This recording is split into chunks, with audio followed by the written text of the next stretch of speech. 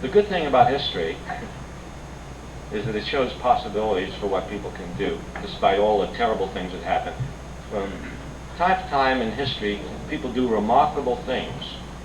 And I'm talking about the civil rights movement in the United States, the anti-war movement in the United States, the women's movement in the United States. People get themselves together outside of government and create a new culture, a new consciousness, that make some changes.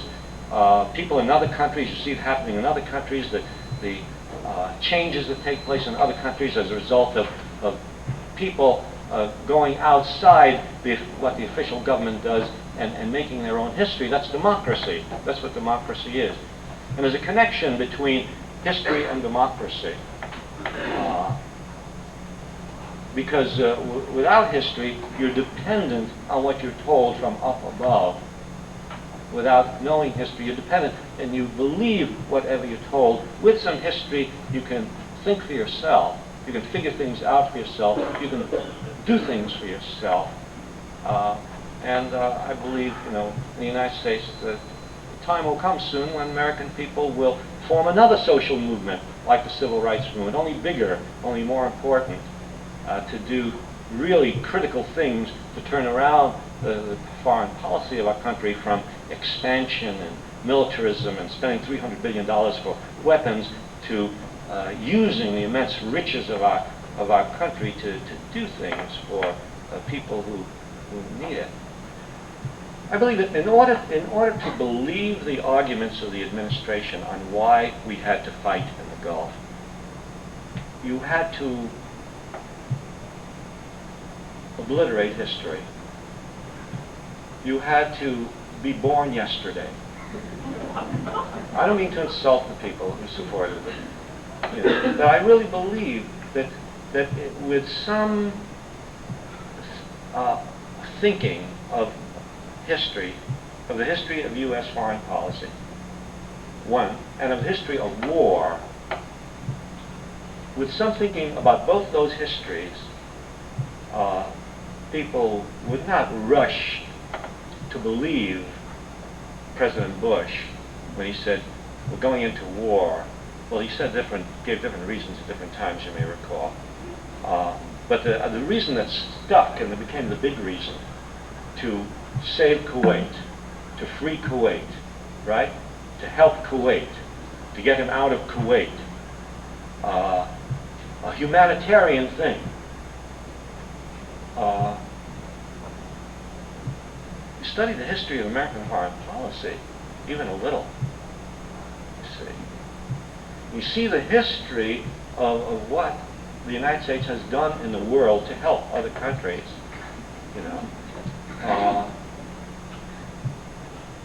You see the history of expansionism as a persistent thread. Expansionism of American military power, territorial power, political power, economic power. The history of expansionism in the United States going way back, right?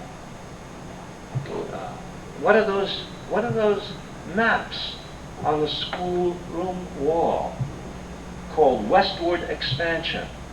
And it shows the different colors. They still have those maps? When I went to school, they had these maps, the different colors.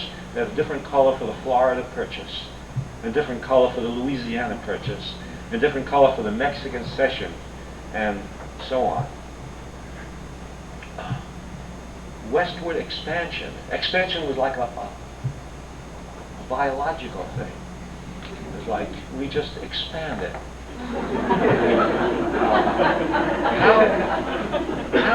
How did we do it? Well, it says right there how we did it, by purchases and cessions. Seems a reasonable way to do it. Purchases and cessions. Purchased Florida. Took me some little work in history to learn that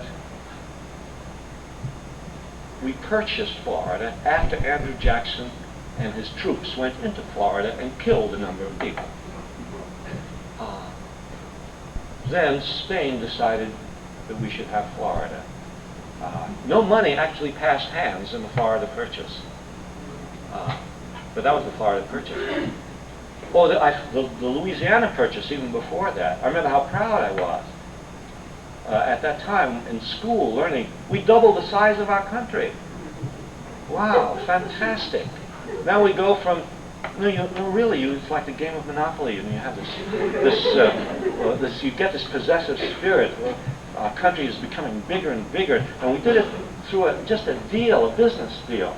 A wonderful business deal. We doubled the size of our country, the entire territory from the Mississippi River to the Rocky Mountains. Fantastic. And it's vacant. It's vacant territory. Nobody lives there. You can tell that by looking at the map. You don't see people on the map. It's just empty territory.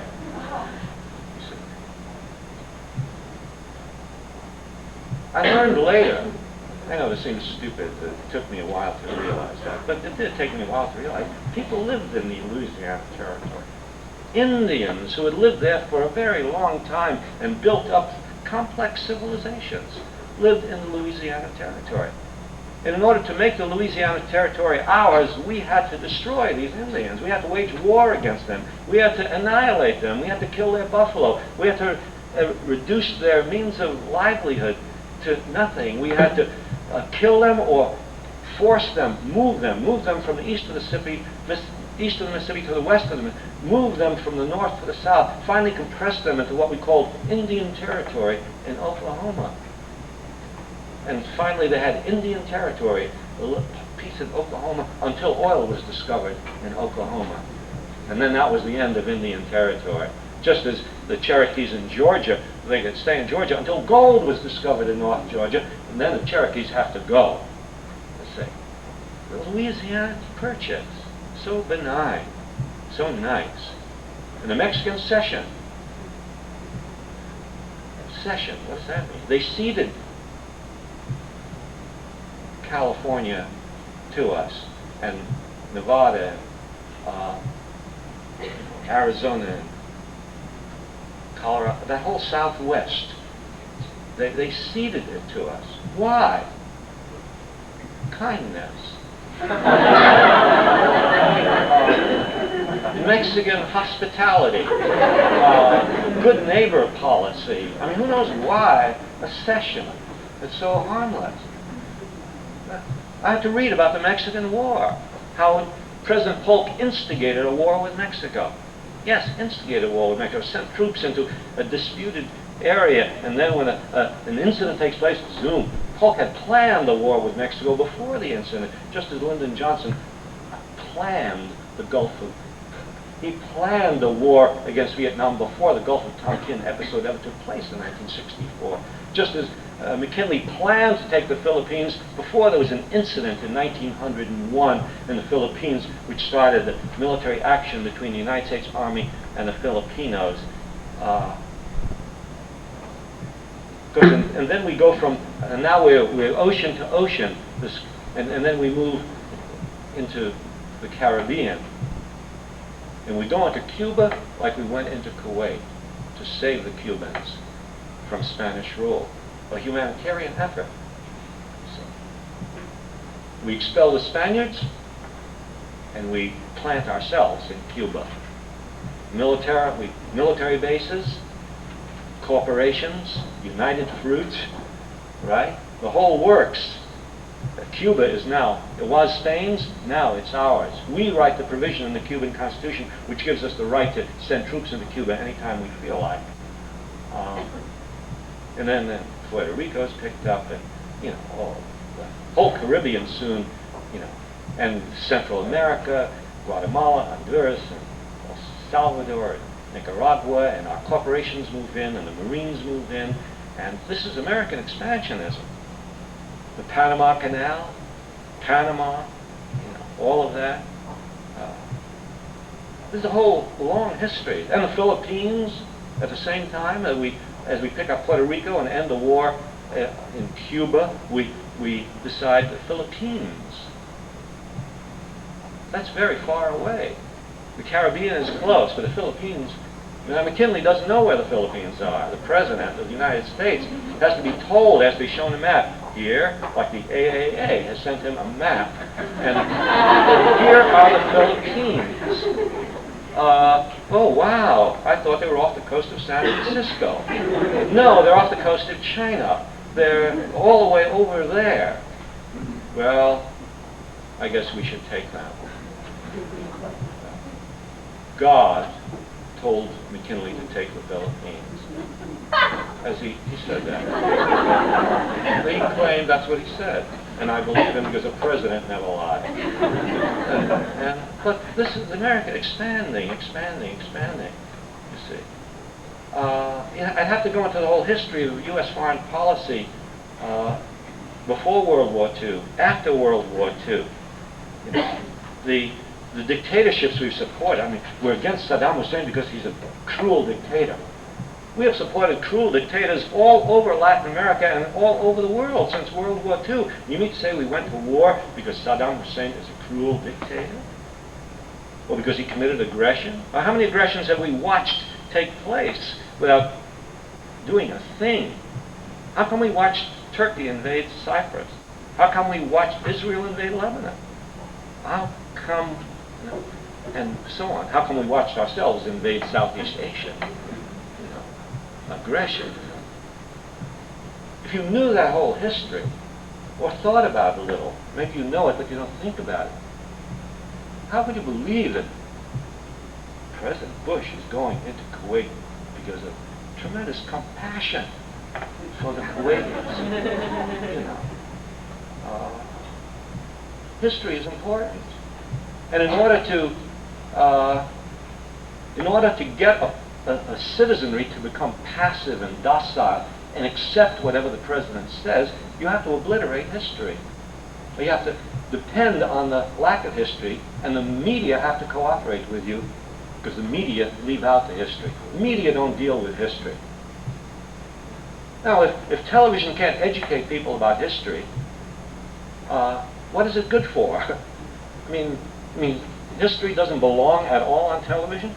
How come in all of those television programs on the war in the Gulf, and they had all that time given to the generals with their military briefings and the pictures of the smart bombs, how come in all of that you couldn't find time to have somebody get up there for an hour, a half an hour, 15 minutes, and give people a little, tell them a little about the history of U.S. foreign policy, just to put things in a little perspective? Or even to tell them of the aid that we gave to Saddam Hussein before he became our enemy. Or to tell them about the human rights record of our allies in the Gulf, of how, just as Amnesty International condemned Saddam Hussein for violations of human rights, it condemned Syria, it condemned Turkey, it condemned Egypt, it condemned Saudi Arabia, it condemned Kuwait, it condemned Israel, condemned all of these countries for violations of human rights.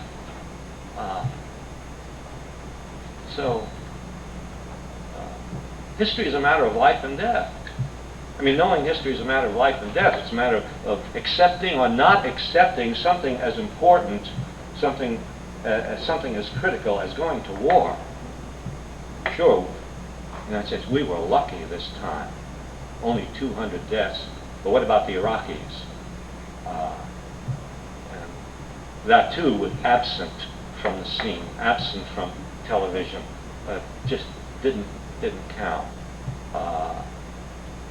Anyway, I had to say something about the Gulf because otherwise I'd be like that teacher. Why do we study the past? Not understand the present, but let's not talk about the present. I'll stop very soon. The speakers always promise that.